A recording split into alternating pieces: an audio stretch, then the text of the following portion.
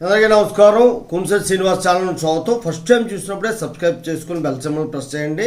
మన వీడియోలు నేరుగా మీకే వస్తాయి. చాలా ఇంపార్టెంట్ లీగల్ విషయాలు అనేవి అందరూ తెలుసుకోవాలి. ఈరోజు ఒక జడ్జిమెంట్ వచ్చింది. ఎప్పుడు అంటే 62 సంవత్సరాల తర్వాత కేసు గెలుచుకున్నాడు. అతనికి ఇప్పుడు 80 సంవత్సరాలు వచ్చేసాయి. 18వ సంవత్సరం వయసులో ఆ కేసు వేయడం అనేటువంటిది జరిగింది. వాళ్ళ తల్లిదండ్రులు పూర్తి వివరాలు చెప్తాను. అప్పుడు 18,000 దా ప్రాపర్టీ తాలూకా వాల్యూ, ఇప్పుడు 7 కోట్లు ఆ ప్రాపర్టీ తాలూకా వాల్యూ. 62 సంవత్సరాల తర్వాత సీకే ఆనంద్ అనే వ్యక్తి 80 సంవత్సరాల వయసులో కేసు గెలుచుకున్నాడు.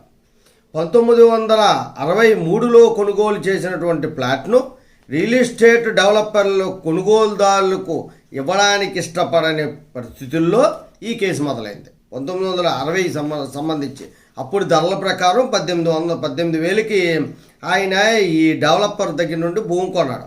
పంజాబ్ హర్యానా హైకోర్టు ఇచ్చిన తీర్పు అన్నమాట ఇది. ఈ తీర్పు రావడానికి 62 సంవత్సరాలు పట్టింది. 18వ సంవత్సరం వయసులో కేసు పెట్టడం జరిగింది.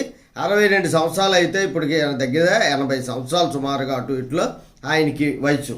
అప్పుడు 18,000కి ఒక 2 ఫ్లాట్లు కొన్నాడు వాళ్ళ అమ్మగారు అన్నమాట. 62లో RC Sood company private limited అనే రియల్ ఎస్టేట్ రెసిడెన్షియల్ కాలనీలో ఆయన 2 ఫ్లాట్లు కొన్నాడు. 350 చదరపు గజాలు, 217 చదరపు గజాలు ఇలాగా కొన్ని ముందుగా డబ్బులు చెల్లించారు.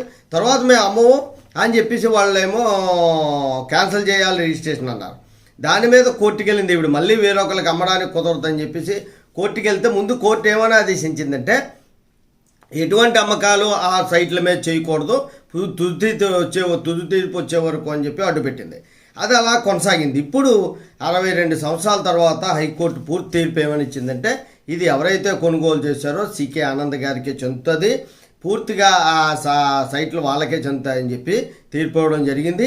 అంటే ఇది ఎందుకు చెప్పాను అంటే 82 సంవత్సరాల 80 సంవత్సరాల వయసులో ఈ తీర్పు వచ్చింది. 62 సంవత్సరాలు చాలా బాధాకరమైన విషయమే. కొద్దిగా న్యాయ వ్యవస్థపై చెడ్డ పేరు కూడా వస్తుంది. 18,000 ఉన్నది ఈరోజు 7 కోట్లు అయి ఉండొచ్చు, కానీ ఇల్లు నిర్మాణం చేసుకునేటువంటి పరిస్థితి లేకుండా పోయింది కదా. మరి కొన్ని సందర్భాల్లో ఇలాంటివన్నీ జరుగుతూ ఉంటాయి, మనం ఏం చేయలేం.